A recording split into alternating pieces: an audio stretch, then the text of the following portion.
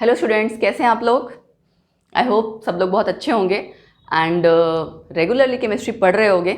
हमारा एक interactive session हुआ, बहुत अच्छा गया, आप लोगों ने बहुत अच्छे से इंटरेक्ट किया। फिर हमने क्विज भी किया, क्विज में कुछ लोगों ने पार्टिसिपेट किया, कुछ ने नहीं किया। बट आई एम एक्सपेक्टिंग कि नेक्स्ट टाइम आप सब लोग जितनी मेरी वीडियोज़ हैं उसको स्टार्टिंग से, बिल्कुल प्लेलिस्ट बनी हुई है देखो चैनल पे, एंड मैं यही बोलूँगी स्टार्टिंग से, फ्रॉम द वेरी बिगनिंग जब हम पढ़ते हैं ना, कुछ डाउट्स नहीं रहते। प्लेलिस्ट स्टार्ट करो स्टार्टिंग से, उसी के हिसाब से आपका क्विज होगा। जैसे अगला भी आपका जो क्विज होगा फर्स्ट चैप्टर को लेके ही होगा, some basic concepts of chemistry.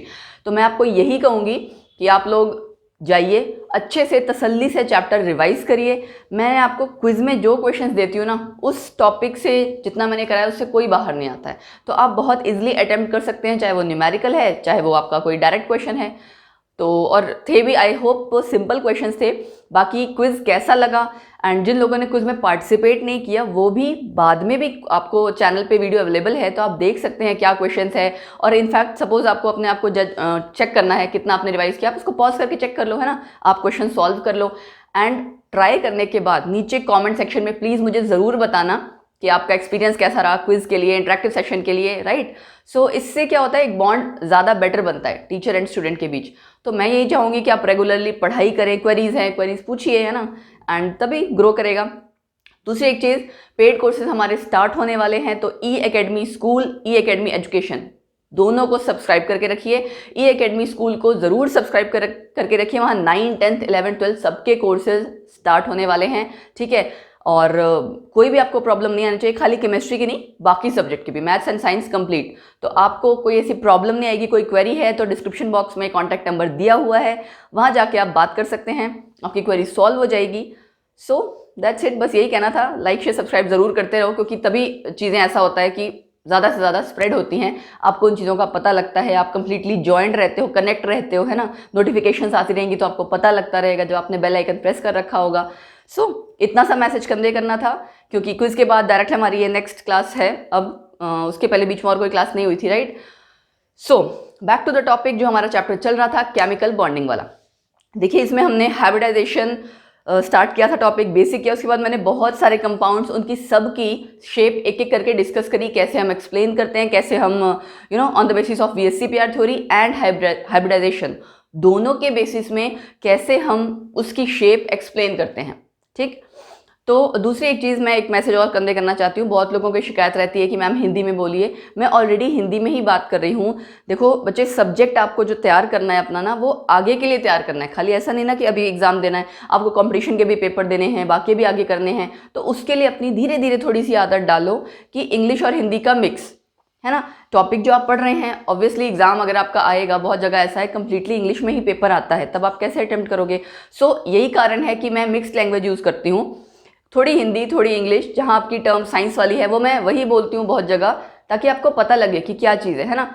और रही बात समझाने की, मेरी पूरी कोशिश होती है कि मैं आपको टॉपिक बहुत अच्छे से समझाऊं, चाहे कोई वो हिंदी मीडियम वाला स्टूडेंट हो, चाहे कोई वो इंग्लिश मीडियम वाला हो।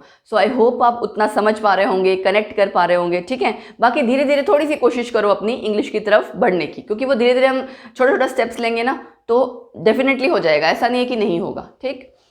ओके, हाइब्रिडाइजेशन में हमने जितने भी कंपाउंड्स किए, उसके अलावा भी कोई भी कंपाउंड आ सकते हैं एग्जाम में, है ना। और हमें तो पता नहीं है कि उसकी हाइब्रिडाइजेशन क्या है, तो ऐसा भी नहीं है कि आप सारे हाइब्रिडाइजेशन मतलब सारे मॉलिक्यूल्स हाइब्रिडाइजेशन के लिए रट के रखोगे, नहीं।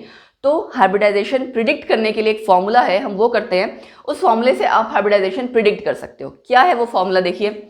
सपोज करो एक वैल्यू कैलकुलेट करनी है हमने x, कैसे, हाफ ऑफ जो भी आपका सेंट्रल एटम होगा उसमें जितने भी वैलेंस इलेक्ट्रॉन हैं, ठीक है, Ve प्लस में मोनोवेलेंट एटम जितने उसके साथ अटैच होंगे, अभी मैं इसको बताऊंगी डिटेल में भी कि क्या है, -C + C।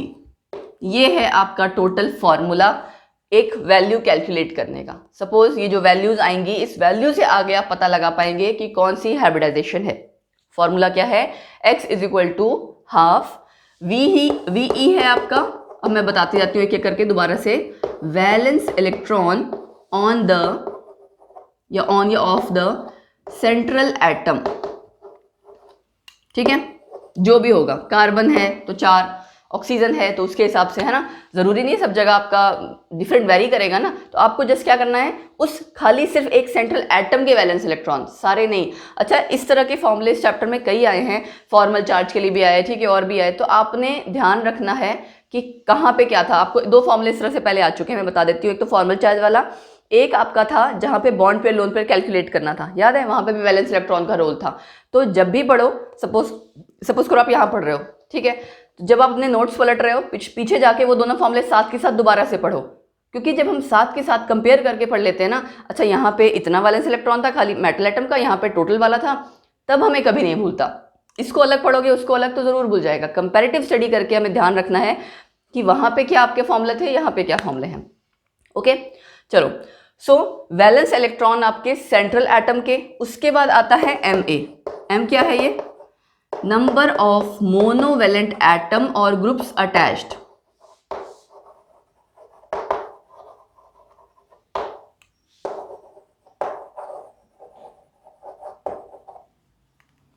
Number of monovalent atoms और ग्रुप्स अटैच्ड। अब फॉर्मूला जैसे सपोज करो कंपाउंड दिया होता है, ठीक है, CO2, इसमें कार्बन सेंट्रल एटम है, ऑक्सीजन अटैच है। ऑक्सीजन आपको चेक करना है कि मोनोवेलेंट है या नहीं। ऑक्सीजन मोनोवेलेंट नहीं है, ऑक्सीजन है डाइवेलेंट। जल्दबाजी में कई बार बच्चे क्या करते हैं, इसको भी काउंट कर लेते हैं और ये वैल्यू फिर गलत आएगी। तो ये ध्यान देना है आपने कि वो एलिमेंट जिसकी हम बात कर रहे हैं, वो एटम या ग्रुप जो कि उस सेंट्रल एटम से अटैच है, वो मोनोवेलेंट है या नहीं है। फॉर एग्जाम्पल F नेगेटिव है, मतलब फ्लोरीन अटैच है, यस मोनोवेलेंट है। हाइड्रोजन अटैच है, हाँ वो भी मोनोवेलेंट है। तो इस तरह से क्लोरीन मोनोवेलेंट है, सल्फर अटैच है तो मोनोवेलेंट नहीं है। इस तरह से आपने ध्यान रखना है कि जो एटम आपका अटैच है वो मोनोवेलेंट है या नहीं है। उसके बाद आगे आपका आता है -C + C। ये C क्या है, चार्ज, ठीक है। तो अगर charge on cation, sorry charge आपका कैटायनिक फॉर्म में है ना, कहने का मतलब है इलेक्ट्रॉन्स कम हैं, ठीक है। Charge on the cation, cation इस एक्चुअली हम क्यों बोल रहे हैं, जैसे सपोज करो NH4 पॉजिटिव है तो ओवरऑल तो पूरा कैटायन है ना, तो चार्ज ऑन द कैटायन इसका मतलब ये हो गया, ठीक है। कैटायनिक चार्ज आपका जो भी है, जितनी वैल्यू है 1+, 2+, वो आपने क्या करना है, माइनस क्यों किया, क्योंकि हमारे उतने इलेक्ट्रॉन्स शॉर्ट हो रहे हैं, कम हो रहे हैं। प्लस चार्ज का मतलब क्या है, इलेक्ट्रॉन्स कम होना, और इसीलिए आप इस चीज को माइनस कर रहे हो। लेकिन अगर आपका चार्ज एनायनिक है, एनायन है आपका, उसके ऊपर नेगेटिव चार्ज है, 1 नेगेटिव, 2 नेगेटिव, ठीक है, 3 नेगेटिव, तो वो क्या करोगे आप, प्लस करोगे। क्यों, क्योंकि हमारे उसमें इलेक्ट्रॉन्स प्लस हो रहे हैं। सारा खेल ही इलेक्ट्रॉन्स का है। बॉन्ड कब बनेगा, कैसे बनेगा, लोन पेयर, बॉन्ड पेयर, सारा कुछ इलेक्ट्रॉन्स का रोल है ना। इसीलिए हमें चार्ज भी कंसीडर करना पड़ता है, जब चाहे पॉजिटिव है चाहे नेगेटिव। तो हम क्या करेंगे, देखिए, दूसरा -C मैंने बता दिया, और +C के लिए क्या हो गया, चार्ज ऑन एनायन। ये आपको प्लस करना है जो भी आपका नेगेटिव चार्ज उस स्पीशीज पे दिया होगा, ठीक। सो ये आप वैल्यू कैलकुलेट करोगे। अब उसके बाद क्या चेक करना है आपने, x की वैल्यू आपकी क्या है, ठीक है, x की वैल्यू, और मैं इस साइड लिख रही हूँ हाइब्रिडाइजेशन, ये मैंने शॉर्ट में लिख दिया, चलो पूरा लिख देती हूँ, हाइब्रिडाइजेशन। अब आपकी अगर वैल्यू x की आई 2, ठीक, हाइब्रिडाइजेशन है sp3 sp2, okay, 4 sp3, 2 3 4 5 6 7। I hope आगे आप जज कर पाओगे कि क्या होगा, sp3d, sp3d2, sp3d3, है ना। तो आपकी वैल्यू जो x की आएगी ऑलमोस्ट इसी में से आएगी, 2 3 4 5 6 7 यही आती है। हाइब्रिडाइजेशन आपकी डायरेक्टली आप कैलकुलेट कर पाओगे। और ये भी कैसे है, देखो याद रखने का तरीका, एक तो सीरियल नंबर में है, उस साइड में भी आपने सीक्वेंस में पढ़ रखा है। उसके अलावा कितने ऑर्बिटल्स हैं यहाँ, 1 2 number, 1 2 3, 1 s 3 p, total 4, 1 s 3 p 1 d, 5 हुआ टोटल। तो आप इससे कोरिलेट करके पढ़ सकते हैं कि आपके जो नंबर कैलकुलेट करके आया x का वो क्या है, एंड साइड वाला जो आपका उसके अकॉर्डिंग हाइब्रिडाइजेशन कैलकुलेट करोगे, ठीक। अब बात आती है आपकी कि शेप कैसी होगी। शेप में देखो, जब तक आपकी रेगुलर ज्योमेट्री है, या मैं कह सकती हूँ सिमेट्री है, ओवरऑल कोई लोन पेयर नहीं है, आपको पता है उसकी ज्योमेट्री और शेप सेम होगी, है ना, प्रिडिक्ट करना आसान हो जाता है। लेकिन अगर आपका कोई लोन पेयर है 1 या 2, तो आपकी ज्योमेट्री और शेप क्या हो जाती है, डिफरेंट। ये भी क्लियर है। अब बात आती है कि हमें पता कैसे लगेगा। सपोज करो मैं एग्जांपल लेती हूँ, यस अमोनिया का लेते हैं, ठीक है। अमोनिया आप कर चुके हो ना। अमोनिया की हाइब्रिडाइजेशन क्या है, sp3। अब टोटल जरा काउंट करो, 1 ये है, 3 ये, टोटल 4 की हाइब्रिडाइजेशन sp3। लेकिन उसके बाद आपको चेक क्या करना है, नाइट्रोजन बॉन्ड कितने बना रहा है, सिर्फ 3। तो अगर वो 3 बॉन्ड बना रहा है, हाइब्रिडाइजेशन 4 थी, 4 मतलब sp3 का मतलब क्या है, एक s ऑर्बिटल और 3 p ऑर्बिटल हाइब्रिडाइजेशन में पार्टिसिपेट कर रहे हैं, तो क्या बनाएंगे, 4 नए हाइब्रिड ऑर्बिटल्स। जब वो 4 नए हाइब्रिड ऑर्बिटल्स बना रहे हैं तो या तो चारों आपके बॉन्डिंग में इन्वॉल्व हो। अगर चारों बॉन्डिंग में इन्वॉल्व नहीं हैं, जितने कम इन्वॉल्व हैं 1 या 2, इसका मतलब वहां पे क्या है, वहां है लोन पेयर। यहाँ 3 तो बॉन्डिंग में इन्वॉल्व हैं लेकिन 1 नहीं था, वही आपका किसकी फॉर्म में प्रेजेंट था, लोन पेयर। ठीक है, तो इस तरह से आपने चेक करना है। जो हाइब्रिडाइजेशन है वहां देखो 5 बॉन्ड्स या 5 हाइब्रिड ऑर्बिटल्स आ रहे थे, लेकिन एक्चुअल में क्या है, वहां पे आपके लोन पेयर्स डेफिनेटली होंगे। जैसे एक एग्जांपल और लेती हूँ, H2O सेंट्रल एटम ऑक्सीजन है, ठीक है, और इसकी भी हाइब्रिडाइजेशन क्या है, sp3। sp3 मतलब 4 हाइब्रिड ऑर्बिटल्स ये बना रहा है हाइब्रिडाइजेशन में होने के बाद। तो 4 हाइब्रिड ऑर्बिटल्स बना रहा है तो या तो 4 बॉन्ड बनाए, लेकिन इसने बॉन्ड कितने बनाए हैं, 2 हाइड्रोजन के साथ 2 बॉन्ड बनाए हैं। तो वो जो 2 रह गए हैं वो कहाँ गए, वो हुए इसके लोन पेयर।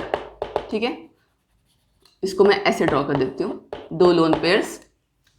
अगर हम शेप ड्रॉ करेंगे तो ऑब्वियसली लोब बना सकते हैं। सो इस तरह से आपको पता लगता है कितने लोन पेयर्स हैं, कितने बॉन्ड पेयर्स हैं, हाइब्रिडाइजेशन क्या है, और x की वैल्यू कैलकुलेट करनी है। एक बार x दोबारा रिवाइज कर लेते हैं, बहुत इंपॉर्टेंट फॉर्मूला है ये। एग्जाम में कोई भी रैंडम, अभी हम प्रैक्टिस करेंगे न्यूट्रल मॉलिक्यूल्स की भी, कैटायंस की भी, एनायंस की भी। और एग्जाम में सपोज करो आपका MCQ है तो डायरेक्टली आपको क्वेश्चन में कोई भी मॉलिक्यूल हो सकता है दिया होगा, शायद आपने उसकी प्रैक्टिस भी नहीं की होगी, ऐसा भी हो सकता है ना। तो कोई अगर रैंडम मॉलिक्यूल अगर आपको दें तो आपको सिर्फ एक चीज़ पता होनी चाहिए, सबसे पहले इलेक्ट्रॉन जो आपका एटम होगा, जो भी उसमें एटम होगा उसका एटॉमिक नंबर, इलेक्ट्रॉनिक कॉन्फ़िगरेशन, तभी आप डिसाइड कर पाओगे ना कि वैलेंस इलेक्ट्रॉन कितने हैं। तो आपको तभी मैंने कहा था पीरियोडिक टेबल बहुत इंपॉर्टेंट है, आधी प्रॉब्लम पीरियोडिक टेबल से ही सॉल्व हो जाती है। ठीक, तो स्टार्ट करते हैं, दोबारा से रिवाइज करते हैं। वैलेंस इलेक्ट्रॉन आपका सेंट्रल जो भी एटम होगा उसमें टोटल जितने वैलेंस इलेक्ट्रॉन्स होंगे वो, प्लस में अगर उसके साथ जितने भी मोनोवेलेंट एटम्स अटैच हैं वो एटम्स या ग्रुप्स, सिर्फ मोनोवेलेंट बाकी नहीं। उसके बाद अगर कैटाइनिक स्पीशीज है तो जितना चार्ज कैटाइन पे है वो आप माइनस करेंगे, अगर एनाइनिक स्पीशीज है तो जितना चार्ज वो नेगेटिव वाला एनाइन पे प्रेजेंट है वो आप प्लस करेंगे। क्यों? क्योंकि इलेक्ट्रॉन या तो शॉर्ट हो रहे हैं या एक्स्ट्रा हो रहे हैं ड्यू टू द चार्ज। ठीक, तो ये आपने करना है प्रिडिक्ट इस तरह से। अब हम क्या करते हैं, एग्जाम्पल स्टार्ट करते हैं। ठीक है, एग्जाम्पल्स में हम शुरू करते हैं सिंपल एग्जाम्पल्स। पहले तो मैं देखो फॉर्मूला ना जो आप मॉलिक्यूल कर चुके हो उस पर लगा के आपको दिखाऊंगी, ताकि उससे क्या होगा, आपको शेप तो ऑलरेडी पता है, ज्योमेट्री ऑलरेडी पता है। जब आप ये फॉर्मूला, इसको रहने देती हूँ, इसको रब नहीं करती, जब आप ये फॉर्मूला अप्लाई करके कैलकुलेट करोगे ना तब आपको पता लगेगा अच्छा हमें ऐसे कैलकुलेट करना था, फिर कोई अननोन फार्मूला भी इजीली कर पाओगे। सो मैं स्टार्ट करती हूँ CO2 PCl5 एंड अमोनिया, इससे करते हैं। ठीक है, CO2 PCl5 और अमोनिया। चलो x की वैल्यू कैलकुलेट कर रहे हैं हम, x हाफ, यही फॉर्मूला था। Valence electron on the central atom, central atom है कार्बन, 4 आ गया, प्लस मोनोवेलेंट एटम क्या इसके साथ कोई अटैच है, नहीं। क्यों? क्योंकि इसके साथ तो दोनों ऑक्सीजन अटैच हैं, ऑक्सीजन आपका होता है डाइवेलेंट, तो ये आ गया 0। उसके बाद क्या आपका चार्ज है कोई, ना माइनस ना प्लस, तो -0 + 0। ये मैंने जस्ट समझाने के लिए कर दिया, अगर जब आपकी प्रैक्टिस हो जाएगी तो ज़रूरी नहीं है लिखना, है ना। सो आपने कैलकुलेट किया तो टोटल क्या आ गया, 2 का मतलब sp हाइब्रिडाइजेशन। आपको पता है इसकी sp हाइब्रिडाइजेशन है एंड शेप कैसी है, लीनियर, राइट। रेगुलर ज्योमेट्री थी, 2 आपके हाइब्रिड ऑर्बिटल्स आ रहे हैं, 2 ही ये बॉन्ड बना रहा है, कोई लोन पेयर नहीं है, तो सिंपल जो आपकी ज्योमेट्री थी sp को लेके लीनियर, वही आ गई। ठीक, क्या आ गई, sp hybridization and linear geometry. Exam में ना बहुत बार सपोज करो कोई मॉलिक्यूल दिया होगा और सपोज करो ये दे दिया PCl5 कंपाउंड दे दिया और कहा आइडेंटिफाई या figure out it's hybridization and geometry या शेप, 4 ऑप्शन दी होगी। sp बेंट शेप, sp3, इस तरह से 4 ऑप्शन दी होगी, आपने उन चारों में से पिक करना होगा। तो आप हाइब्रिडाइजेशन अगर कैलकुलेट कर लोगे, शेप भी इजीली पता लग जाएगी अगर आपको पता लग जाएगा कि लोन पेयर है या नहीं है। चलो अब अगले पे करते हैं, PCl5 हाफ। अब बात आई फॉस्फोरस, सेंट्रल एटम है। फॉस्फोरस किस फैमिली से बिलोंग करता है? Group 15 nitrogen family. उसमें आपका वैलेंस इलेक्ट्रॉन्स कितने होते हैं? यहाँ 4 थे, इससे जस्ट अगली 5 ही होते हैं ना। सपोज करो यहाँ पे वैलेंस इलेक्ट्रॉन्स चेक आपने पिक करने हैं। कई बार बच्चे जल्दबाजी में वैलेंसी पिक कर लेते हैं। वैलेंसी कंबाइनिंग कैपेसिटी है, मैं बात कर रही हूँ वैलेंस इलेक्ट्रॉन की। तो यहाँ क्या वैल्यू आएगी? 5। जो मैं आपको बीच बीच में प्रॉब्लम से बताती हूँ ना, वो उसका रीज़न ये कि हमने खुद मतलब ऑलमोस्ट जैसे हमने जिन बच्चों को पढ़ाया होता है पहले भी, तो क्वेरीज पता लगती रहती है ना कि अच्छे बच्चे के माइंड में ये भी आ सकता है, ये भी आ सकता है। उस रिगार्डिंग बहुत बार बच्चे कंफ्यूज करते हैं, यहाँ वैलेंसी लिख देते हैं। वैलेंसी आप लिखते तो यहाँ 3 आता, आपको लिखने हैं वैलेंस इलेक्ट्रॉन्स। ये याद रखना, सबसे बाहर वाले आउटर मोस्ट शेल में जितने इलेक्ट्रॉन्स हैं, जैसे आपको नाइट्रोजन फैमिली जो आपकी है उसकी कन्फिग्रेशन आपको पता है क्या है? NS2 NP3 है ना। तो 3 + 2 5 इलेक्ट्रॉन्स। तो ये 5 आप मेंशन करोगे हमेशा कभी भी अगर नाइट्रोजन फैमिली आएगी। ओके, उसके बाद क्लोरीन मोनोवेलेंट एटम है। यस, हमें पता है मोनोवेलेंट है। कितने हैं? 5 लगा दिया, -0 + 0 क्योंकि चार्ज हमारा कोई भी नहीं है। 10/2 5, यही आ गया ना। 5 + 5 10/2 5। 5 से चेक करो, अब हाइब्रिडाइजेशन हो गई sp3d। आपको भी पता है PCl5 किस तरह से, ऐसे ही होता है ना, हम कर चुके हैं ऑलरेडी। सो क्लियर हो गया sp3 हाइब्रिडाइजेशन। एंड शेप क्या आ गई इसकी? ट्राइगोनल बायपिरामिडल, है ना। चलो, ट्राइगोनल बायपिरामिडल।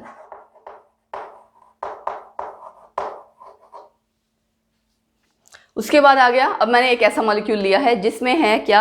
लोन पेयर, है ना। चलो, लोन पेयर एक वाटर वाला भी हमने किया है, अमोनिया। ये मैं जानबूझ के इस तरह के मॉलिक्यूल्स ले रही हूँ जो आप कर चुके हो, ताकि वहां जो आपने कैलकुलेट किया है उसको इस फॉर्मूले के साथ कनेक्ट कर सको। X हाफ, कितने हैं वैलेंस इलेक्ट्रॉन किस पे? नाइट्रोजन पे। चेक करोगे अगेन 5। मोनोवेलेंट एटम्स इसके साथ 3 अटैच हैं। यस, 3 अटैच है ना आपके, 3, और बाकी आपका कुछ और अटैच है नहीं ऐसा ना, लोन पेयर है। तो -0 + 0, 8/2 4 यानी sp3 हाइब्रिडाइजेशन। ठीक, तो अब आप देख सकते हो यहाँ पे अगर हाइब्रिडाइजेशन से भी आपको पता लग गया, 4 हाइब्रिड ऑर्बिटल्स बने थे, 3 ही वो बॉन्ड बना रहा है, तो चौथा कहाँ गया? Lone pair. ठीक, अब हम कुछ करते हैं कैटाइनिक स्पीशीज एंड ऐसे ही फिर करेंगे एनाइनिक स्पीशीज। ओके, चलो एक एक करके सारी चीजें करनी चाहिए ना। आई होप ये आपको क्लियर हो गया होगा, क्योंकि ये फॉर्मूला ना बहुत इंपॉर्टेंट है। रैंडमली एग्जाम में कोई भी मॉलिक्यूल आ जाए उसमें बहुत हेल्प करता है ये कैलकुलेट करने में।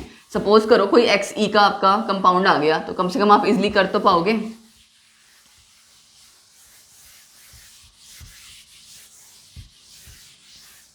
जब आप P ब्लॉक हम पढ़ेंगे ना जब, तो वहाँ पे, क्योंकि सिलेबस में एक्चुअली है तो सारी केमिस्ट्री ही, जब कभी भी आप P ब्लॉक करोगे, जिनॉन के कंपाउंड्स करोगे ना, तो इस तरह के जब बड़े बड़े कंपाउंड्स आते हैं ना, वहाँ ये बड़ी हेल्प करता है हाइब्रिडाइजेशन कैलकुलेट करने में।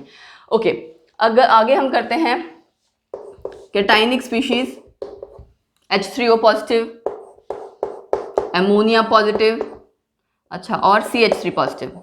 ठीक, ये क्या है आपका? कार्बोकैटायन। कार्बन के ऊपर जब पॉजिटिव चार्ज है तो हम उसे क्या कहते हैं? कार्बोकैटायन। ये हो गया कार्बोकैटायन। ये क्या है? Ammonium ion. नाम पता होना बहुत जरूरी है, बहुत बार नाम ही नहीं पता होता। ठीक है, एमोनियम आयन। अच्छा, ऊपर वाला क्या है? Hydronium ion. ठीक, ओके, यहां हमने x की वैल्यू कैलकुलेट की, हाफ। क्या आ जाएगा? अब सेंट्रल एटम यहाँ पे कौन सा है? अगेन चेक करो। आई होप आप इस चीज को समझ पा रहे होगे। सेम वही है आपका, 3 हाइड्रोजन ही आपके बन रहे हैं, बस बॉन्ड आपके 3 बन जा रहे हैं। तो ऑक्सीजन सेंट्रल एटम है, कितने इसके वैलेंस इलेक्ट्रॉन्स होते हैं? 6, प्लस कितने मोनोवेलेंट एटम्स के साथ ये जुड़ा हुआ है? 3। चार्ज कितना है? 1, -1 + 0। एनायन मतलब नेगेटिव चार्ज कोई नहीं है, पॉजिटिव चार्ज था इसके ऊपर, हमने इसको क्या कर दिया? माइनस, क्योंकि हमारा 1 इलेक्ट्रॉन कम हो गया इस 1 पॉजिटिव चार्ज के कारण। तो अब टोटल कीजिए क्या आ जाएगा? 6 + 3 9 माइनस 1 8 है ना, 8/2 4। तो हाइब्रिडाइजेशन क्या आ गई यहाँ से देखो, sp3। हाइब्रिडाइजेशन अगेन sp3 आई, यस इसकी हाइब्रिडाइजेशन sp3 ही है और शेप कैसी है, पिरामिडल। ठीक, तो ऐसे पता लगता है हमें कैटायनिक या एनायनिक स्पीशीज भी अगर कोई आए तो हम कैलकुलेट कर सकते हैं। अगला लेते हैं NH4 positive. Again x is equal to half, valence electrons कितने होंगे नाइट्रोजन पे, 5। ये आप ना वीडियो पॉज करके ऐसा भी कर सकते हो कि खुद से ट्राई करो फिर चेक करो कि आपने सही किया कि नहीं किया।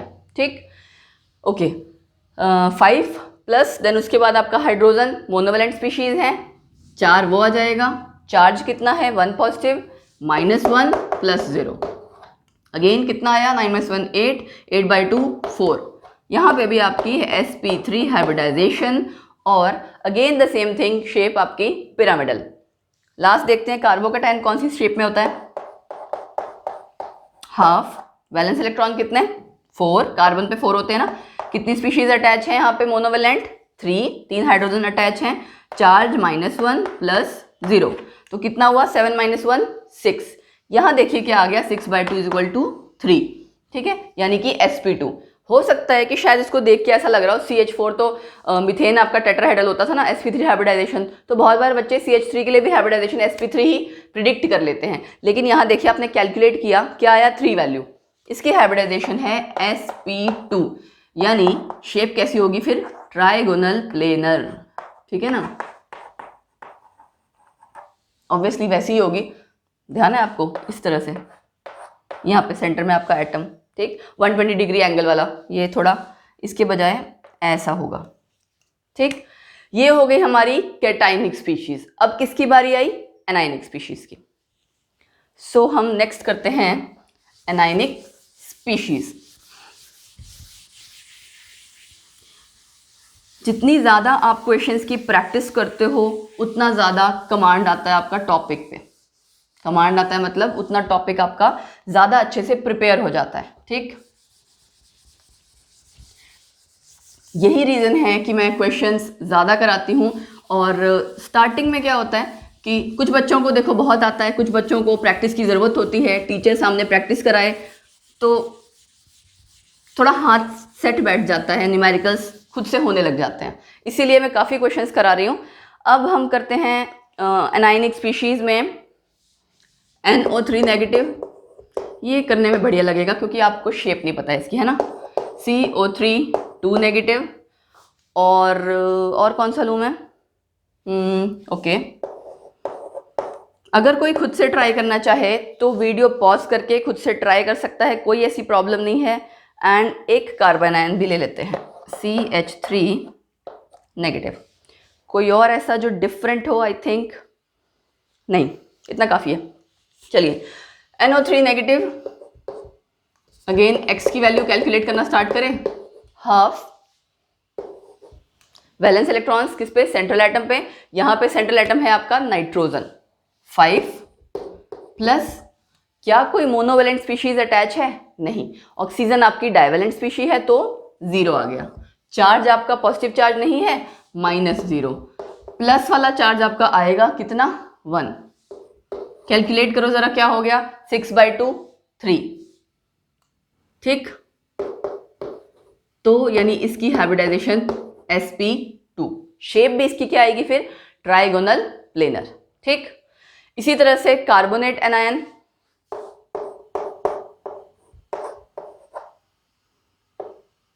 कार्बोनेट एनायन, कार्बन आपका सेंट्रल एटम 4 प्लस कोई आपकी मोनोवेलेंट स्पीशीज अगेन यहाँ नहीं अटैच है, सारी डाइवेलेंट है, ऑक्सीजन है ना।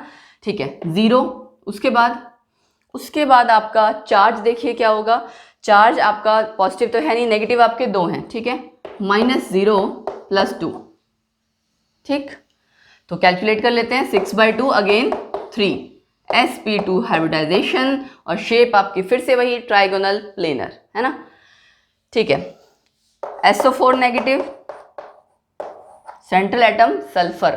सल्फर के ऊपर, सल्फर आपकी कौन सी फैमिली से बिलोंग करता है, ऑक्सीजन फैमिली से। तो जो वैलेंस इलेक्ट्रॉन ऑक्सीजन में होंगे वही यहाँ पे भी होंगे। क्या है आपका इसका, अगर मैं कहूँ general atomic configuration, 2s2 sorry 2 नहीं NS2 NP4। जैसे नाइट्रोजन फैमिली में NP3 था ना, यहाँ NP4, तो वैलेंस इलेक्ट्रॉन कितने हो गए 6, जैसे कि ऑक्सीजन में है। ओके, प्लस में कोई मोनोवैलेंट स्पीशीज नहीं है, सारे ऑक्सीजन है, तो डाइवैलेंट है, तो अगेन 0 -0 प्लस सल्फेट में 2 चार्ज, 6 + 2 क्या आ गया 8, 8/2 4। यहाँ देखो हाइब्रिडाइजेशन चेंज हो गई sp3। ठीक है, सल्फेट एनायन आपका, ये सल्फेट एनायन है, ये कार्बोनेट, नाइट्रेट, कार्बो एनायन। एनायंस के नाम भी पता होने चाहिए, दोबारा कर लेते हैं। Nitrate, nitrate ion, carbonate ion, sulphate ion, और क्या रह गया कार्बन आयन। ये कैलकुलेट भी कर लेते हैं, कार्बन आयन रह गया हमारा। कार्बोकैटायन क्या आया था, sp3 हाइब्रिडाइजेशन आई, sp2 हाइब्रिडाइजेशन आई थी ना, यहाँ देखते हैं कि क्या आएगी। ठीक, okay, x = half, then valence electron carbon पे 4, देन यस यहाँ मोनोवैलेंट स्पीशीज है अटैच 3, चार्ज आपका प्लस वाला नहीं है, -0 और +1, 1 नेगेटिव चार्ज है ना, सो 4 + 3 7, 7 + 1 8, 8/2 4। यहाँ तो हाइब्रिडाइजेशन आई sp3, कार्बोकैटायन में हाइब्रिडाइजेशन थी sp2, ठीक है, कार्बन आयन में क्या है sp3, और सिंपल आपका जो मिथेन है, ठीक है, CH4, उसमें भी sp3। तो हमने काफ़ी सारे कंपाउंड्स कर लिए जिसमें कि हाइब्रिडाइजेशन कैलकुलेट की है। न्यूट्रल मॉलिक्यूल्स मैंने बहुत सारे लिए, कैटायनिक, एनायनिक, हर तरह के लिए, है ना। अब आई होप आपको इस कह सकती हूँ कि क्वेश्चन में कोई प्रॉब्लम नहीं आनी चाहिए। हाइब्रिडाइजेशन आपको मॉलिक्यूल कहीं से भी आ जाए, आई होप आप कैलकुलेट कर लेंगे, कोई ऐसी दिक्कत आपको नहीं आने वाली। ठीक है, बड़े मॉलिक्यूल्स भी अगर आप आएंगे तो अगर पीरियोडिक टेबल आता है तो आपका डेफिनेटली वो क्वेश्चन अटेम्प्ट हो जाएगा। Periodic table, atomic number, electronic configuration, इसकी प्रैक्टिस रेगुलरली करनी पड़ती है, एक दिन बैठ के रटने से नहीं आता। ठीक, सो जो आपका पिछला चैप्टर है पीरियोडिक टेबल वाला, यानी कि क्लासिफिकेशन वाला, उसमें आप जाके देख सकते हैं इलेक्ट्रॉनिक कॉन्फ़िगरेशन, उसकी और स्ट्रक्चर ऑफ एटम दोनों में मिक्स करके आप लिखना सीखते हैं, कह सकते हैं कि इलेक्ट्रॉनिक कॉन्फ़िगरेशन, क्योंकि सबके एटॉमिक नंबर पता होना, फिर कैसे लिखना है ना, क्योंकि रूल्स आपके फिलिंग के सेकंड वाले चैप्टर में है, स्ट्रक्चर ऑफ एटम में, तो उसकी प्रैक्टिस करते रहिए। बाकी हाइब्रिडाइजेशन आपका टॉपिक यहाँ कंप्लीट हुआ। अब हमारा नेक्स्ट टॉपिक है कोऑर्डिनेट बॉन्ड या फिर डेटिव बॉन्ड। ठीक है, सो कोऑर्डिनेट बॉन्ड ऑलरेडी हम इसके बारे में पहले भी एक बार बात कर चुके हैं। याद है जब हमने स्टार्टिंग में इलेक्ट्रोवैलेंट बॉन्ड यानी कि एनिक बॉन्ड एंड कोवैलेंट बॉन्ड की बात की थी, तब मैंने कहा था एक और टाइप ऑफ बॉन्ड होता है शेयरिंग के रिगार्डिंग, कि इलेक्ट्रोवैलेंट में तो चलो ट्रांसफर ऑफ इलेक्ट्रॉन्स है, शेयरिंग ऑफ इलेक्ट्रॉन्स में दो तरह से होता है कि दोनों लोग शेयर करें इलेक्ट्रॉन्स, आई मीन दोनों लोग डोनेट करें इलेक्ट्रॉन्स एंड शेयर करें। दूसरा केस क्या था जो हमने डिस्कस किया था, वो यही था कि डोनेट एक करे, शेयर दोनों करें। तो जिन एलिमेंट्स के पास जिनका ऑक्टेट कंप्लीट है ना, और उनके अगर मैं ये कहूँ कि ऑर्बिटल में लोन पेयर एक्स्ट्रा पड़ा हुआ है, कहीं बॉन्डिंग में ज़रूरत नहीं है, तो वो डोनेट कर सकता है किसी ऐसे को जिसके पास इलेक्ट्रॉन की शॉर्टेज है, और शेयरिंग दोनों लोग कर लेंगे, तो दोनों की प्रॉब्लम सॉल्व हो जाएगी। जिसके पास इलेक्ट्रॉन कम है उसकी भी प्रॉब्लम सॉल्व और इसकी भी। बेसिकली हम क्या कहते हैं कि ऑक्टेट पूरा होना चाहिए ना। जैसे सपोज करो मैं एग्जाम्पल ले रही हूँ एमोनिया, ठीक है, एमोनिया में हम कितने इलेक्ट्रॉन्स ड्रॉ करते हैं, वैलेंस इलेक्ट्रॉन्स 5, 3 यहाँ एंड 2 मैंने यहाँ ड्रॉ कर दिए। हाइड्रोजन भी अपना अपना एक एक इलेक्ट्रॉन देता है, ठीक है जी। इसका ड्यूप्लेट कंप्लीट हो रहा है और इसका ऑक्टेट पूरा कंप्लीट हो रहा है। और ये जो एक आप इस साइड देख रहे हो, ये तो इसका लोन पेयर है, ठीक है, बॉन्डिंग में तो कहीं है नहीं। अगर ये किसी को देना चाहे, डोनेट करना चाहे तो दे सकता है ना। कैसे करेगा, सपोज करो इसने दिया ये BF3 को, BF3 हम बात कर चुके हैं कैसा है, 3 ही इसके वैलेंस इलेक्ट्रॉन होते हैं, राइट। और फ्लोरीन का हम एक एक इलेक्ट्रॉन यहाँ शो कर रहे हैं, उसके अलावा 3 लोन पेयर्स यानी कि 6 इलेक्ट्रॉन, 7 इलेक्ट्रॉन्स होते हैं उसके वैलेंस इलेक्ट्रॉन्स, राइट। सो ये देखो फ्लोरीन का ऑक्टेट पूरा, यहाँ इसका ऑक्टेट पूरा एंड इसका ऑक्टेट पूरा। बोरोन का ऑक्टेट पूरा नहीं हुआ था, बोरोन में 6 ही इलेक्ट्रॉन थे, ये आप देख सकते हैं 1 2 3 4 5 6। अब ये अगर इसको इलेक्ट्रॉन डोनेट कर दे, शेयरिंग में दोनों चले जाएं, शेयर वो जो एक पेयर है वो दोनों लोग शेयर कर लें तो दोनों का ऑक्टेट पूरा हो जाएगा, क्योंकि इसको बॉन्ड तो कहीं बनाना नहीं है। सो हमने क्या किया, ये है एक्चुअली आपका कोऑर्डिनेट बॉन्ड, या फिर हम इसको कहते हैं dative bond. Semi polar type होता है ये, सेमी आयनिक, सेमी पोलर। सेमी आयनिक हम क्यों कह रहे हैं, क्योंकि एक जो डोनेट कर रहा है उसके पास इलेक्ट्रॉन ज़्यादा था, जिसके पास जो इलेक्ट्रॉन डेफिशिएंट स्पीशीज थी, एक तरह से हम ये मान सकते हैं कि उसके पास इलेक्ट्रॉन्स की शॉर्टेज है ना। आयनिक में क्या होता है, देखो कंप्लीट पॉजिटिव नेगेटिव। यहाँ पे क्या है, एक जगह इलेक्ट्रॉन रिच, एक जगह इलेक्ट्रॉन डेफिशिएंट स्पीशीज, मतलब एक के पास इलेक्ट्रॉन ज़्यादा है ऐसी स्पीशीज है, ऐसा आपका मॉलिक्यूल है। दूसरा मॉलिक्यूल वो है जिसके पास इलेक्ट्रॉन कम है, या हम ये कह सकते हैं दूसरा मॉलिक्यूल या स्पीशीज ऐसी है जिसके पास इलेक्ट्रॉन की शॉर्टेज है। ठीक, सो डेटिव बॉन्ड या कोऑर्डिनेट बॉन्ड हम कैसे डिफाइन कर सकते हैं, व्हेन देयर इज अ मतलब this is the bond which is formed by sharing of electrons, ठीक है, and when a single atom जिसके पास लोन पेयर है वो डोनेट करेगा, दूसरा क्या करेगा, उसे एक्सेप्ट तो नहीं बोलेंगे, donated by single atom and shared by both the atoms. Basically हमें ये कहना है कि donated by single atom, obviously एक ही कर रहा है, and shared by both the atoms. ये चीज़ आपको ज़रूर मेंशन करनी है। ठीक, तो कोऑर्डिनेट बॉन्ड हो गया, डेटिव बॉन्ड हो गया। अब उसके बाद हम लेते हैं कुछ एग्जांपल्स। ये एक ही चीज़ है, कोऑर्डिनेट बॉन्ड, डेटिव बॉन्ड। ठीक, और ये जो आप देख रहे हो ना, ये तो हमने ल्यूइस के अकॉर्डिंग किया है। अब हाइब्रिडाइजेशन के अकॉर्डिंग, या अगर मैं ये कहूँ ऑर्बिटल्स की ओवरलैपिंग के अकॉर्डिंग भी बात करो तो भी सेम चीज़ है। सपोज करो कुछ एग्जांपल्स मैं और लेती हूँ, फिर हम डिस्कस करेंगे उसको भी। ओजोन, O3 है ना, ओजोन का एक्चुअली स्ट्रक्चर ये है। ठीक है, ये ओजोन इसको इलेक्ट्रॉन डोनेट कर रहा है। ठीक, और बड़े कंपाउंड्स अगर हम देखें, सपोज करो नाइट्रिक एसिड, नाइट्रोजन, ठीक, और उसके साथ एक ऑक्सीजन को वो डोनेट कर रहा है, NO3 ना, 1 2 3 H, इसको आप इस साइड लिख लो, ये HNO3। ठीक है, तो ये यहाँ पे भी आपका डेटिव बॉन्ड है। नाइट्रोजन के ऊपर जो लोन पेयर था वो इसने डोनेट कर दिया। ठीक है, अब जहाँ जहाँ मैंने बॉन्ड बनाए हैं वहाँ आपको ल्यूइस स्ट्रक्चर अगर लिखना है तो इस तरह से डॉट डॉट शो कर दोगे, सबके आप वैलेंस इलेक्ट्रॉन्स शो कर दोगे, ऑक्टेट पूरा करके दिखा दोगे। अदरवाइज आप इसको ऐसे शो करते हो, कोऑर्डिनेट बॉन्ड या डेटिव बॉन्ड। बेसिकली पहचान होनी चाहिए। ठीक, और जब ऑर्बिटल की बात आए, जैसे सपोज करो एग्जाम्पल हम लेते हैं अमोनियम आयन की, है ना, आपको पता है यहाँ पे भी क्या है, डेटिव बॉन्ड है। कैसे, अमोनिया और अमोनियम आयन में आपने देखा होगा हाइब्रिडाइजेशन क्या है, sp3। तो शेप क्या होगी आपकी,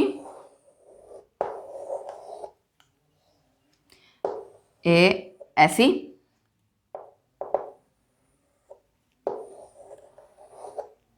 ठीक है। चलो, ये हमने ड्रॉ कर दिया यहाँ लोन पेयर नाइट्रोजन के ऊपर, और ये चार जो हाइड्रोजन, चार नहीं एक्चुअली 3 कहना चाहिए मुझे, है ना। ठीक, यहाँ पे आपके ये बॉन्ड्स बन रहे हैं। ठीक, और ये पूरा हमने ऑर्बिटल शो कर दिया। अब मैं शो कर रही हूँ वो वाला क्या बोलते हैं, ऑर्बिटल या ओवरलैपिंग, जहाँ पे डेटिव बॉन्ड बन रहा है। वो है ये कि आपके पास H+ कोई था, कैटायनिक स्पीशीज आई H+, उसके पास इलेक्ट्रॉन नहीं है, उसको इलेक्ट्रॉन की ज़रूरत है, वो इसके साथ ओवरलैप कर रहा है, इसको कहीं बॉन्ड बनाना नहीं था, इसके पास इलेक्ट्रॉन्स खाली थे, तो इसने उसको क्या किया, उनके साथ शेयरिंग कर ली, दोनों का काम हो गया। इसको 2 इलेक्ट्रॉन मिल गया, इसका डुप्लेट पूरा, एंड नाइट्रोजन का ऑलरेडी ऑक्टेट पूरा था। तो आप ओवरलैपिंग के फॉर्म में भी दिखा सकते हैं। ये है डेटिव बॉन्ड, बाकी सारे आपके नॉर्मल बॉन्ड्स हैं। ठीक, क्लियर। और ओवरलैप आपका देखो, जितना ज़्यादा p कैरेक्टर ज़्यादा होता है ना, sp हम बात करें ना हाइब्रिडाइजेशन की, जितना ज़्यादा p ऑर्बिटल होगा या p कैरेक्टर, उतनी ज़्यादा ओवरलैपिंग की एबिलिटी होती है। ठीक, ये बेसिकली वैसे मैं जस्ट नॉर्मली बता रही हूँ। एंड बहुत बार डायपोल मूवमेंट में भी चेंजेस आते हैं कोऑर्डिनेट बॉन्ड के कारण, ऑब्वियसली आएंगी, तभी मैंने कहा था यहाँ पे क्या है, ये सेमी आयनिक, सेमी पोलर। ठीक, सो बेसिकली कोऑर्डिनेट बॉन्ड में आपको जस्ट इतना ये पहचान आनी चाहिए कि कोऑर्डिनेट बॉन्ड कहाँ है, जहाँ पे लोन पेयर होगा वहीं होगा, अदरवाइज नहीं। तो अगर आपसे क्वेश्चन में पूछा जाए, 3-4 ऑप्शंस आपको दी होंगी, which of the following does not form coordinate bond, तो आई होप अब आप समझ जाओगे। ठीक है ना, लोन पेयर्स जिनके पास नहीं है वहाँ तो डेटिव बॉन्ड होगा ही नहीं। कुछ ऐसी स्पीशीज़ हो जो आपकी खुद ही इलेक्ट्रॉन डेफिशिएंट है, इलेक्ट्रॉन उसके पास कम है, वो डेटिव बॉन्ड नहीं बनाएगी। तो जो इलेक्ट्रॉन रिच स्पीशीज़ होगी वो डेटिव बॉन्ड बना सकती है, उसके जिसके पास एक्स्ट्रा इलेक्ट्रॉन्स हैं, खाली पड़े हैं, बॉन्ड नहीं बना रखा उसने। ठीक है। अगर बॉन्ड में इन्वॉल्व होगी तो नहीं, जैसे सपोज करो PCl5 है तो आपका इलेक्ट्रॉन रिच स्पीशीज फॉस्फोरस के ऊपर टोटल 10 इलेक्ट्रॉन्स हैं, राइट। लेकिन वो 10 के 10 इलेक्ट्रॉन कहाँ इन्वॉल्व हैं, बॉन्डिंग में इन्वॉल्व है क्लोरीन के साथ, राइट। PCl5 में आप यही करते हो ना, ये तो चलो मैंने शेप ड्रॉ कर दी, बट आप ये देखो पांचों जगह बॉन्ड बन रहे हैं। फॉस्फोरस के पास है तो इलेक्ट्रॉन्स एक्स्ट्रा, ऑक्टेट से ज्यादा है, 10 है ना, लेकिन सब जगह सब बॉन्ड्स में इन्वॉल्व है, बॉन्ड फॉर्मिंग में। तो जब सारे बॉन्ड फॉर्मेशन में इन्वॉल्व है तो कैसे डोनेट करेगा, तो लोन पेयर होना जरूरी है। ये जरूरी नहीं है कि इलेक्ट्रॉन रिच स्पीशीज हो। इलेक्ट्रॉन रिच स्पीशीज मतलब जिसके पास ऑक्टेट से ज्यादा इलेक्ट्रॉन्स हो, ये जरूरी नहीं है। इलेक्ट्रॉन आपका अगर खाली पड़ा है, इलेक्ट्रॉन लोन पेयर खाली पड़े हैं तो डेटिव बॉन्ड बनेगा। क्लियर। सो आई होप आप डेटिव बॉन्ड का जो कॉन्सेप्ट है उसको इजीली समझ पाए होगे एंड कोई भी इस तरह का क्वेश्चन आएगा तो अप्लाई कर लोगे, ठीक है। अब बढ़ते हैं हम नेक्स्ट टॉपिक पे। नेक्स्ट टॉपिक है हमारा रेजोनेंस। क्या है ये रेजोनेंस, चलिए देखते हैं, इसको रब कर लेते हैं पहले।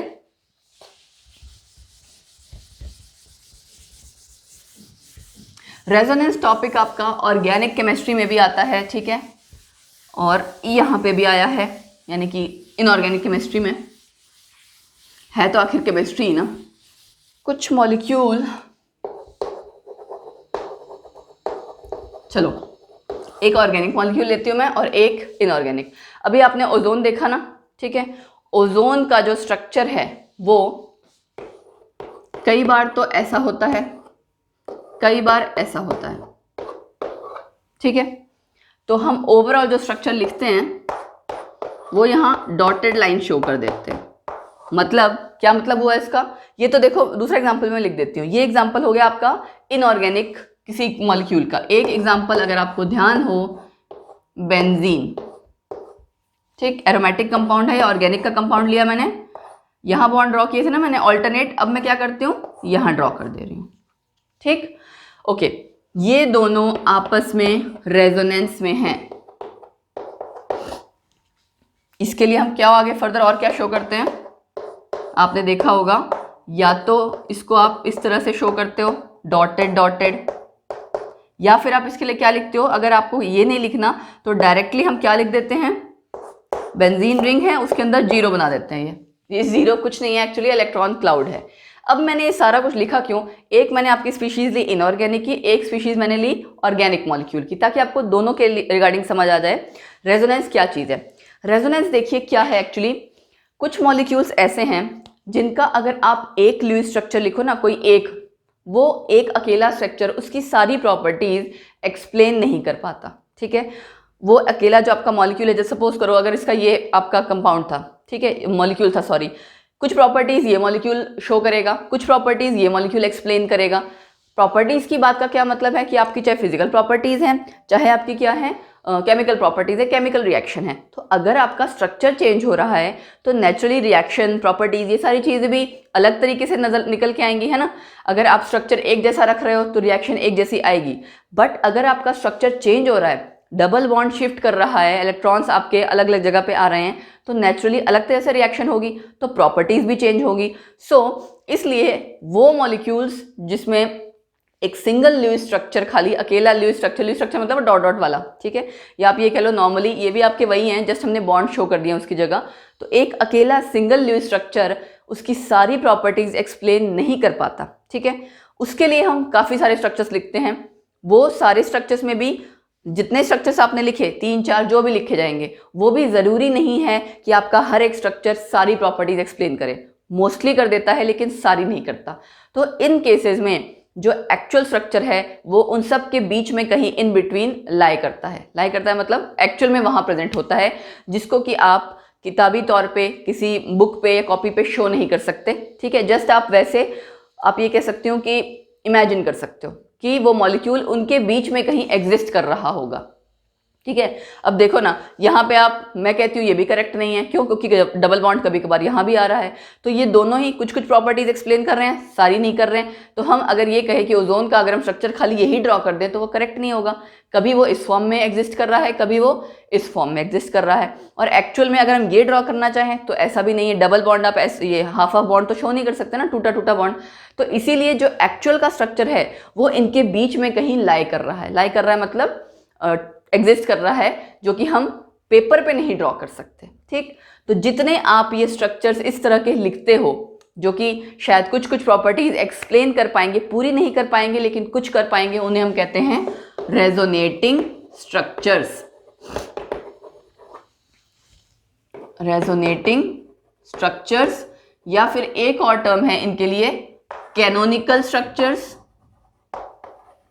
कैनोनिकल और कंट्रीब्यूटिंग स्ट्रक्चर्स। 3 नाम हो गए ना इनके, resonating structures, canonical structures, contributing structures. किसमें कंट्रीब्यूट कर रहे हैं ये? रेजोनेंस में। रेजोनेंस आपकी क्या है? Property shown by a type of compound, जिसके लिए कि आप एक अकेला लुईस स्ट्रक्चर नहीं लिख सकते जो कि सारी प्रॉपर्टीज एक्सप्लेन कर दे उस कंपाउंड की। हम उसके लिए काफ़ी सारे स्ट्रक्चर्स लिखते हैं, अलग अलग स्ट्रक्चर्स, जो कि उसकी मोस्टली प्रॉपर्टीज एक्सप्लेन करता है लेकिन सारी नहीं करता। वो सारे स्ट्रक्चर्स जो हमने लिखे उन्हें हम क्या कहते हैं? रेजोनेटिंग स्ट्रक्चर, कैनोनिकल स्ट्रक्चर या कंट्रीब्यूटिंग स्ट्रक्चर।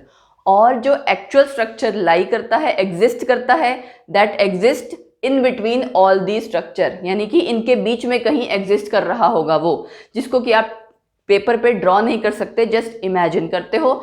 उसके लिए नाम क्या है? Resonance hybrid. हाइब्रिड के लिए क्या, हाइब्रिड का मतलब क्या होता है बेसिकली, अगर आम हम समझना चाहें, मिला जुला, है ना। तो ऑब्वियस सी बात है, इन सबका मिला जुला जो होगा, बीच में कहीं एग्जिस्ट कर रहा होगा, उसी को आप क्या कहोगे? रेजोनेंस हाइब्रिड, जो कि क्या है? हमारा एक्चुअल स्ट्रक्चर। क्लियर है? अब बात आती है एक रेजोनेंस एनर्जी की, ठीक है। रेजोनेंस एनर्जी देखिए क्या चीज है, वो भी हम समझ लेते हैं। आपने किसी मॉलिक्यूल के लिए सपोज करो रेजोनेटिंग स्ट्रक्चर्स लिखे, 4-5 स्ट्रक्चर लिख लिए सपोज कीजिए, और वो 4-5 स्ट्रक्चर सबकी एनर्जी अलग अलग होगी, ठीक है। और ऑब्वियस सी बात है, एनर्जी सबकी अलग होगी, कोई ज़्यादा स्टेबल होगा, कोई कम होगा, कहीं पे चार्ज कहीं है, कहीं पे चार्ज, मतलब कई सारे फैक्टर्स होते हैं ना। अभी हम देखेंगे rules for writing resonating structure, वहाँ आपको पता लग जाएगा कौन ज़्यादा स्टेबल है। तो सपोज हमने 4-5 मॉलिक्यूल्स लिखे, रेजोनेटिंग मॉलिक्यूल्स लिखे, रेजोनेटिंग स्ट्रक्चर्स लिखे, उनमें से कोई तो होगा जो सबसे ज़्यादा स्टेबल होगा, हैं। और जो एक्चुअल स्ट्रक्चर हम कह रहे हैं कि एग्जिस्ट कर रहा है, रेजोनेंस हाइब्रिड, वो ऑब्वियसली सबसे ज़्यादा स्टेबल होगा, तभी एग्जिस्ट कर रहा है। कोई चीज़ कब एग्जिस्ट करती है? जब वो स्टेबल है। तो जितने आपने रेजोनेटिंग स्ट्रक्चर लिखे, उनमें से जिसकी एनर्जी सबसे कम है, ठीक है, उसे आप क्या बोलोगे? Most stable resonating structure. यहाँ आरएस मैंने शॉर्ट में लिख दिया, जगह नहीं थी। मोस्ट स्टेबल रेजोनेटिंग स्ट्रक्चर होगा वो। और उससे भी कम एनर्जी किसकी होगी? रेजोनेंस हाइब्रिड की, क्योंकि रेजोनेंस हाइब्रिड एक्चुअल स्ट्रक्चर है जो एग्जिस्ट कर रहा है, तो ऑब्वियस सी बात है उसकी एनर्जी और कम होगी। इनके बीच का जो एनर्जी गैप है, दैट इज रेजोनेंस एनर्जी। तो हम क्या बोलेंगे? Difference between resonance hybrid and the most stable, difference in energy between most stable resonating structure and resonance hybrid, that is actually called as resonance energy, ठीक है।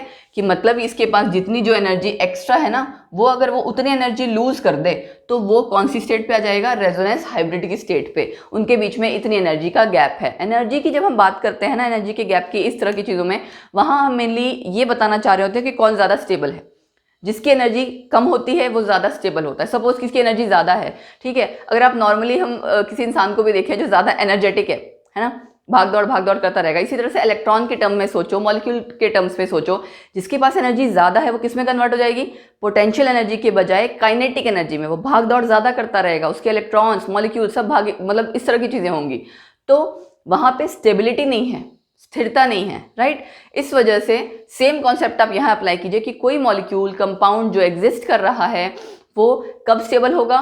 जब उसकी energy कम होगी। इसीलिए कॉन्सेप्ट क्या होता है? मिनिमम एनर्जी, मैक्सिमम स्टेबिलिटी, ठीक है। जितने भी स्ट्रक्चर्स, जैसे बहुत जगह क्वेश्चंस में पूछा जाता है ना, स्टेबिलिटी ऑर्डर, चाहे वो किसी में भी हो, इनऑर्गेनिक, ऑर्गेनिक, कहीं पे भी हो, स्टेबिलिटी ऑर्डर में ये चीज़ ज़रूर देखी जाती है कौन ज़्यादा स्टेबल है।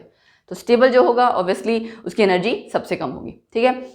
तो ये मैंने बेसिक सा आपको कॉन्सेप्ट समझाया रेजोनेंस को लेके। ये ऑर्गेनिक में दोबारा आएगा, ये अभी आपका फर्स्ट टाइम कॉन्सेप्ट आया है, ऑर्गेनिक में यही दोबारा आएगा।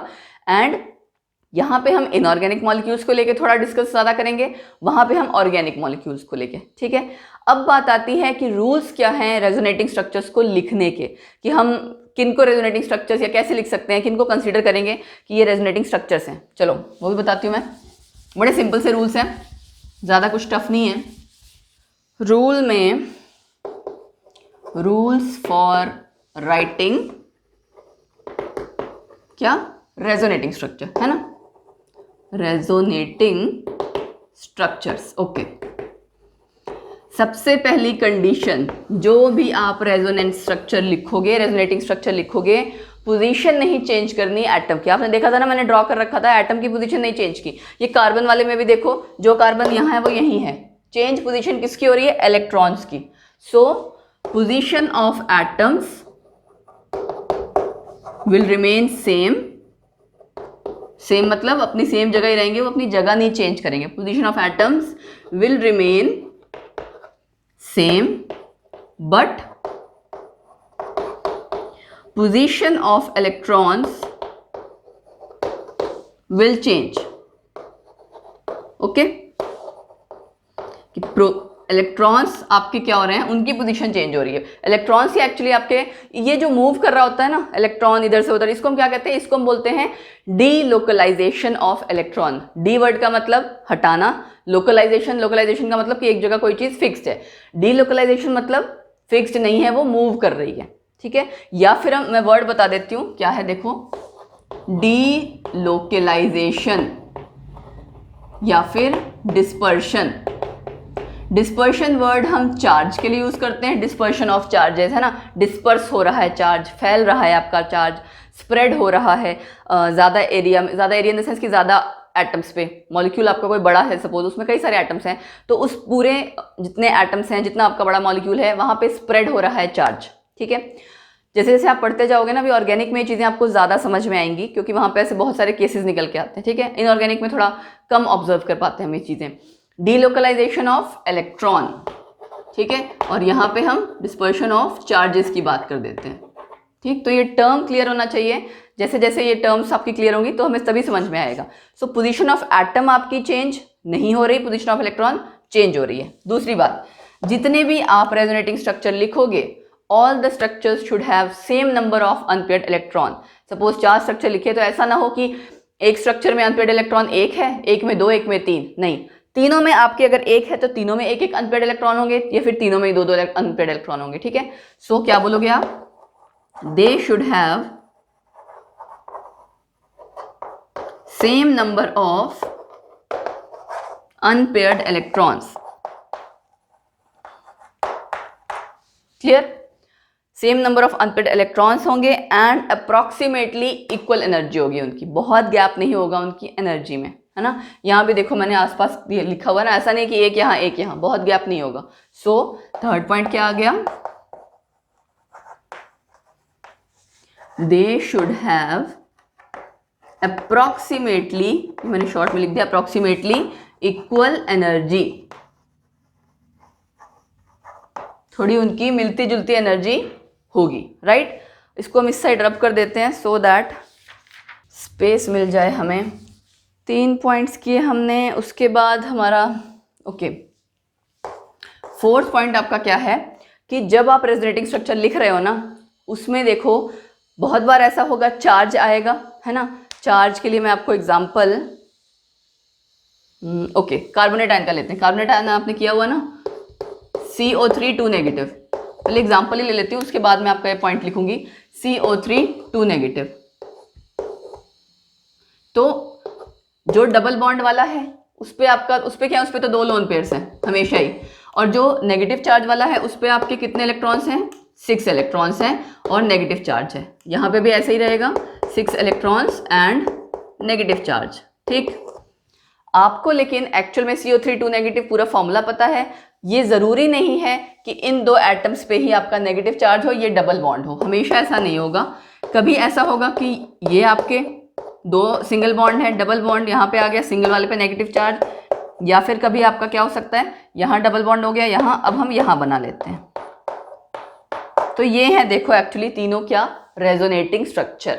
ठीक है, फिर हम एक्चुअल में क्या बोलते हैं कि एक्चुअल में मॉलिक्यूल ऐसा है, 3 ऑक्सीजन ड्रॉ कर दिए, सब जगह यहाँ डॉटेड डॉटेड दिखा दिया, मतलब कि इलेक्ट्रॉन आपका सारी जगह जो एक्स्ट्रा इलेक्ट्रॉन्स है वो स्प्रेड है, एक जगह इकट्ठे नहीं हो रखे, ठीक है। तो एक्चुअल में आपने क्या देखा, देखो नेगेटिव चार्ज कभी इन दोनों पे आ रहा, कभी इन दोनों पे, कभी इन दोनों पे। तो ये चार्ज की जो बात है जो मैं कहना चाह रही थी, कभी नेगेटिव चार्ज आएगा, कभी कभार ऐसा होगा किसी मॉलिक्यूल में कि नेगेटिव और पॉजिटिव दोनों चार्ज आएगा। अभी मैं एग्जांपल लिखूंगी, आपको बताऊंगी। तो जब नेगेटिव और पॉजिटिव चार्ज दोनों आए रेजोनेटिंग स्ट्रक्चर लिखते हुए, उस केस में वो स्ट्रक्चर जहां पे नेगेटिव चार्ज हो किसी इलेक्ट्रोनेगेटिव एटम पे और पॉजिटिव चार्ज हो किसी इलेक्ट्रोपॉजिटिव एटम पे, वो रेजोनेटिंग स्ट्रक्चर आपका स्टेबल होगा, वो आपका कंसीडर किया जाएगा, ठीक है। मतलब रूल के अकॉर्डिंग, अगर हम चाहे कंट्रीब्यूशन की बात करें चाहे रूल के अकॉर्डिंग कहें, तो हम ये कहेंगे रेजोनेटिंग स्ट्रक्चर आप जब भी लिखो, नेगेटिव चार्ज आपका इलेक्ट्रोनेगेटिव एटम पे आना चाहिए और पॉजिटिव चार्ज इलेक्ट्रोपॉजिटिव एटम का, क्योंकि नॉर्मली रूल के अकॉर्डिंग भी यही है, इलेक्ट्रोनेगेटिव एटम जो होगा इलेक्ट्रॉन्स को खींचेगा उसके ऊपर नेगेटिव चार्ज आएगा, ठीक है। इलेक्ट्रोपॉजिटिव इलेक्ट्रॉन्स देगा तो उसके ऊपर पॉजिटिव चार्ज आएगा। तो फोर्थ पॉइंट आपका यही है, इसको रब कर देती हूं मैं। इन रेजोनेटिंग स्ट्रक्चर क्या बोलेंगे हम, negative charge should be on the electronegative atom, negative charge should be on the electronegative atom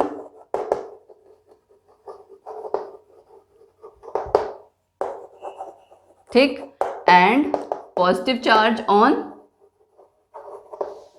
electropositive, ठीक।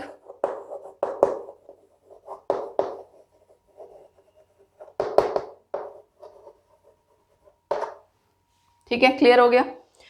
ओके, तो ये चीज आपकी क्लियर हो गई हमारी चार्ज को लेके। अब बात आती है फिफ्थ पॉइंट की,